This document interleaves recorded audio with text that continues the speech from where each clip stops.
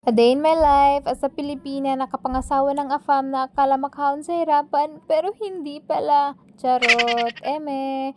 Baka may mga basher na naman ako dyan, na awayin ako dyan sa comment section. Huwag niyo akong awayin, guys, kasi lahat naman tayo mukhang pera. Charot, eme lang. Kumain na pala kami ng anak ko dito sa Jollibee kasi mag-grocery ako. Pagkatapos namin kumain na pala ako kasi matagal na din kami hindi nakakain ng Jollibee kasi nung last nakain ko ng Jollibee, nung dito pa yung asawa ko sa Pilipinas. Sinama ko na din yung anak ko kasi matagal na din siyang hindi nakalabas sa bahay kaya sinama ko na siya ngayong araw. Sinama ko siya ngayong araw para mag-grocery dito sa Save More. Dito na pala kami sa Save More mag-grocery. Magbablog sana ako ngayong araw pero yung cellphone ko na lowbat.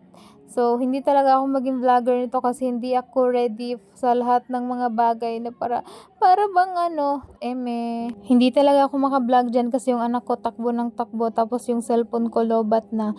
Tapos, nandito na pala ako sa palengke para bumili ng fresh vegetable.